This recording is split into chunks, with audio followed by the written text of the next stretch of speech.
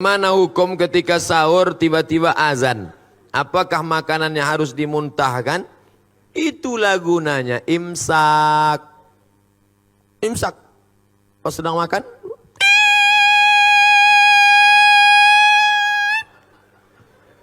di Maroko tak ada imsak. Rupanya imsak itu cuma ada mazhab Syafi'i. Maroko mazhabnya Maliki, tak ada. Jadi kami makan aja. Makan. Pas sedang makan, Allahu Akbar, Allahu Akbar.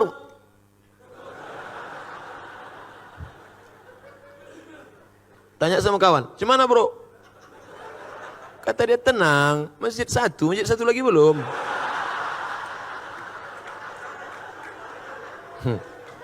Barulah saya paham makna imsak.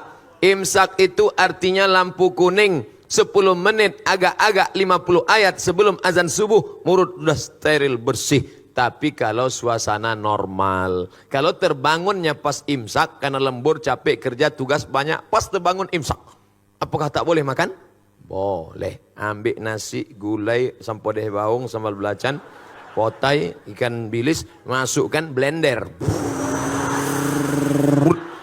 Nah, dah tu ambil pipet 2. Nawaitu sawma ghadin ada ifal di syahri Ramadan hajizan.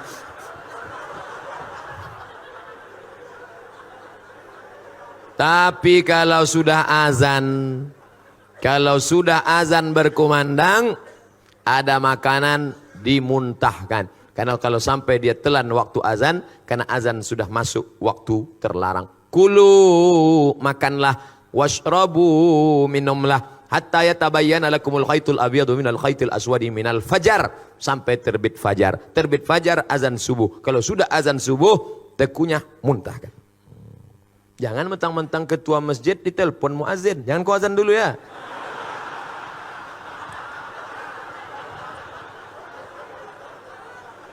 Banyak orang menyalahgunakan kekuasaan sekarang ini.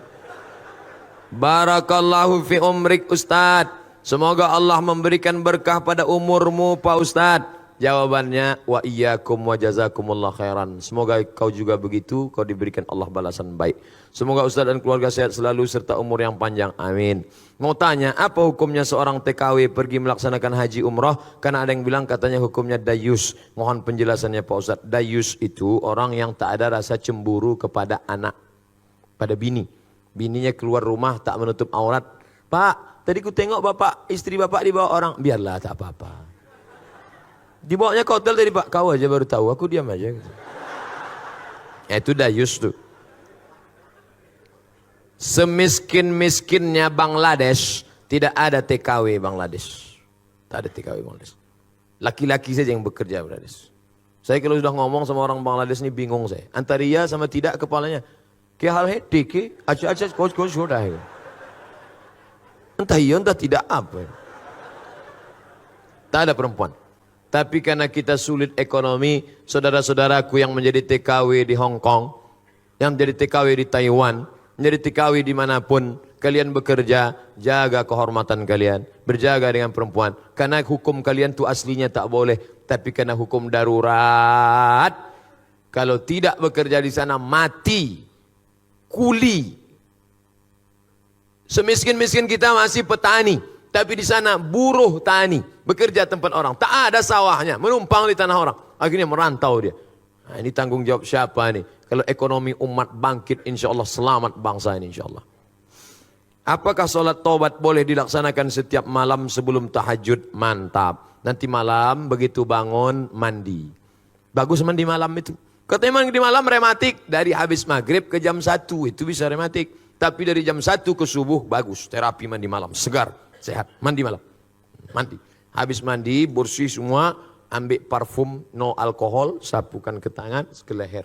Malaikat rahmat suka mendekati orang yang harum-harum. Turun dia mendekati.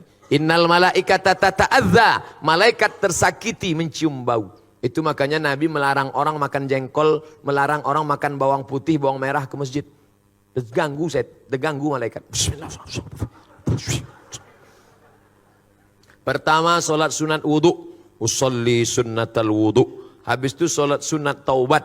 Habis itu solat sunat hajat. Habis itu solat sunat tahajud. Jangan witir lagi. Karena udah witir di masjid. Tak boleh 2 kali witir dalam semalam. Ayatnya Pak Ustadz, apa ayat paling panjang yang kau hafal? Wal asri Pak Ustadz. Yang kedua, inna a'tayna Pak Ustadz. Biar tahu saya mengagak-agaknya. Habis itu kuliah. Habis itu kulhu. Habis itu trikul dulu Pak Ustadz. Kuliah. Dah, kalau begitu begini settingnya. Salat sunat, wudu, wal asri dulu. Ayat kedua kul huwallah. Salat sunat hajatnya nanti inna a'tayna. Habis itu kul huwallah rakaat kedua. Salat sunat taubatnya rakaat pertama kuliah, rakaat kedua kulhu. Tahajudnya nanti Pak Ustadz ulang balik macam itu. Jadi nanti catatan malaikat itu agak bervariasi sedikit. Ada juga model orang ini sembahyang 12 rakaat. Ayat kulhu. Bawah sama dengan atas, sama dengan atas, sama dengan atas. Bagus, tiap-tiap malam buat. Bangun, mandi, pakai parfum no alkohol. Habis itu sholat, sunat wudu, sholat sunat taubat, sholat sunat hajat, sholat sunat tahajud 8 rakaat. Kalau mau tambah baik, 2 rakaat 1 salam. Habis itu baca Quran. Habis baca Quran baru makan sahur. Saya Pak Ustadz kalau tak makan dulu sakit perut saya. Makan dulu boleh. Tapi udah habis makan nih mau duduk pula Pak Ustadz. Ini enggak bertanya apa menawar. Saya pernah dengar ada riwayat Nabi Muhammad umur 28 sampai 30 tahun, bukan 40 tahun. Bagaimana nih Pak Ustadz? Kita pakai jumhur, mayoritas ahli sirah sejarah, Nabi Muhammad menikah 40 tahun. Arba'una sanah, sekitar 40 tahun. Ada yang pandai menghitung, ngedetail pakai ilmu falak, astronomi, kata dia 38. Terserah dia, saya ikut 40, kan lebih selamat. Bagaimana pendapat Ustadz bagi lansia tentang naik jadi Nabi 40, menikah 25. Bagaimana pendapat Ustadz bagi lansia yang tak mampu puasa, tak mampu membayar fidyah? Puasa, tak sanggup puasa, level 2, ganti di hari yang lain. Tak sanggup mengganti di hari yang lain, bayar fidyah. Tak sanggup bayar fidyah, dia menerima fidyah. Itu hebatnya orang Islam. Tinggi, bisa turun, bisa ditawar.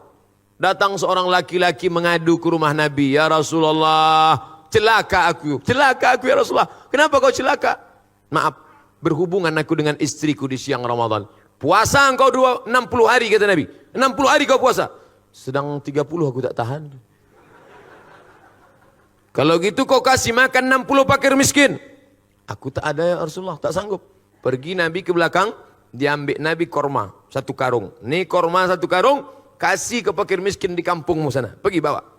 Ya Rasulullah, aku yang paling miskin di kampung itu. Hatta badat nawajizuhu, Nabi tertawa sampai nampak gigi gerahamnya. Jadi jangan kalian bayangkan Nabi itu serius. Neraka, neraka. Nabi tersenyum hatta badat nawajizu, sampai nampak gigi geraham. Kata Nabi, menengok orang yang susah nekat tadi. Jadi tak ada di kampung itu lebih susah dari engkau. Tak ada ya Rasulullah. Ambillah kurma ini, bawa kasih anak bini di rumah. Kata Nabi. Itu. Jadi bagi yang tak sanggup, dia menerima sedekah kita. Tolong berikan tips agar Ramadan tahun depan saya tak sendiri lagi.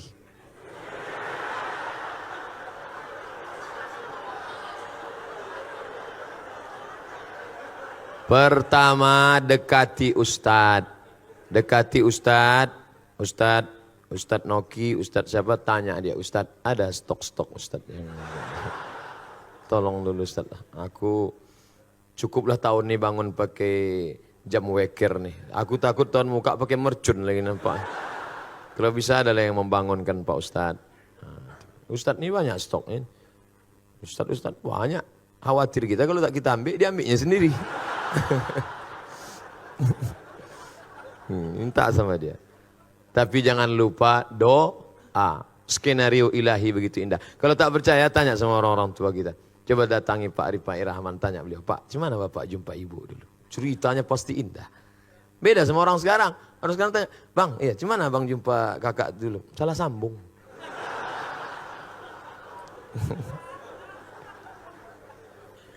Apa kata Presiden Soekarno kepada istrinya? Adinda, kau tak pernah mencari aku pun tak pernah mencarimu. Tuhan mempertemukan kita. Indah. Di mana abang jumpa kakak dulu? Di Bang Riau Kepri.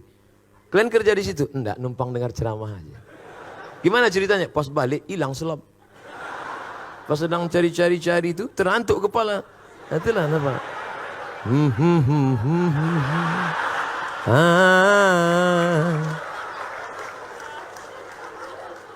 Indah.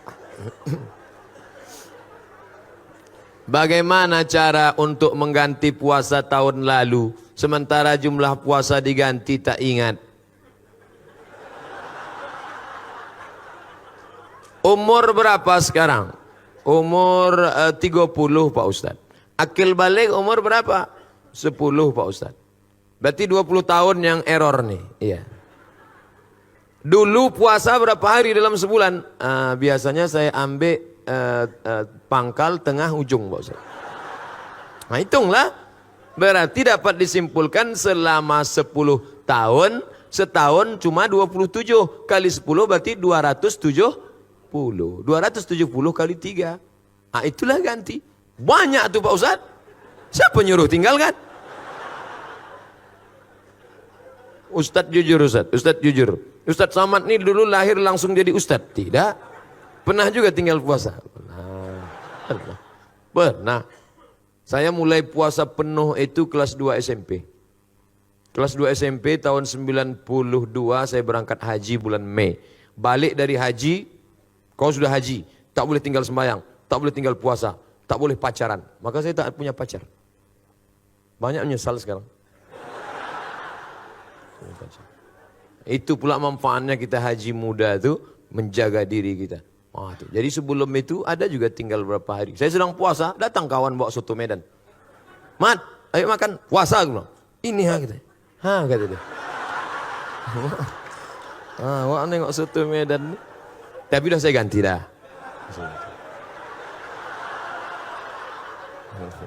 Ganti dah. Mak saya tanya, Mak, waktu mak mengandung aku berapa hari tinggal puasa? Dulu kau sakit-sakitan dalam perut. So tiap hari sakit.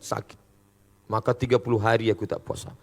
Menyusukan tahun pertama 30 hari. Menyusukan tahun ketiga 30 hari. Jadi untuk aku berapa hari mak tak puasa? 90 hari. Ganti mak. Setahun mak saya puasa Senin Kamis lunas. Senin Kamis, Senin Kamis, Senin Kamis, Senin Kamis 8 hari. 10 bulan 80 hari. Tambahnya 8 hari lagi bulan 88. Tambahnya 1 selesai. Sudah lunas hutang puasanya. Umurnya berapa? 70 tahun. Tapi tak saya paksa. Jangan pula mak kita paksa. Ini ada jamaah ini umur 80 dipaksa. Saya paksa mak saya puasa. Kenapa kau paksa? Saya dulu dipaksanya. Ini tak betul. Jadi bapak yang punya ngutang 270 hari, kalau istiqomah puasa Senin Kamis, setahun lunas. Dan orang yang puasa sehat. Sumu tasihhu, puasa kau akan sehat. Ini darah ini berat. Darah ini berat menyembur dari jantung naik ke otak. Kenapa darah berat? Karena ada minyak di dalamnya. Minyak itu apa? Kolesterol. Kenapa berat ini di dalam? Kenapa? Karena di dalamnya ada gula. Gula membuat darah beku. Kenapa dia? Diabetes mellitus. Saya tanya, Pak, berapa umur Bapak? 80 sekian Ustaz Somad. Saya tengok Bapak sehat aja. Iya, apa rahasianya Pak? Saya tak pernah makan goreng-gorengan Ustaz. Kami sayur tak pakai santan, tak ada kolesterol. Sayur bening, tak pakai minyak. Bayam ini bening. Kemudian ikan itu dipanggang, tidak pakai minyak. Minyak bekas dipakai 2 kali, 3 kali. Itulah penyakit.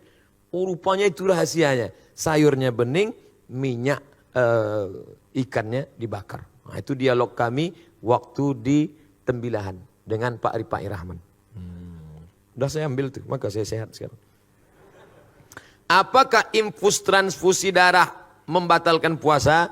Baca bukunya 30 fatwa seputar Ramadan. 30 fatwa seputar Ramadan. Download di Play Store. 30 fatwa seputar Ramadan. Penulisnya Somad LC. Di situ disebutkan fatwa Syekh Qardawi. Kalau suntik obat tak batal. Suntik obat tak batal. Darah diambil tak batal. Tapi kalau infus batal. Karena infus itu makanan. Jadi kalau ada bersuntik obat sakit demam batuk tak batal. Tapi kalau infus, karena kalau orang-orang kaya, orang berduit, masuknya 2 botol.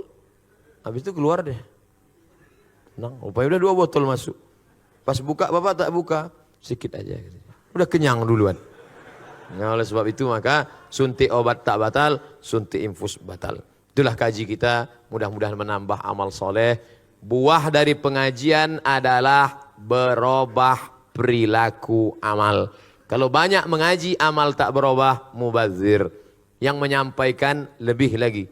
Putuskah hubungan kita setelah dari ruangan ini? Tidak, karena kita saling mendoakan. Bapak Ibu doanya kabul nanti tiap malam Ramadan, habis tahajud, habis witir, habis tarawih, habis baca Quran.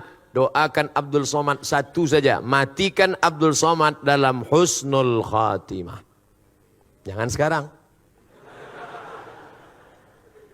Ala hadhihi niyah al-Fatihah.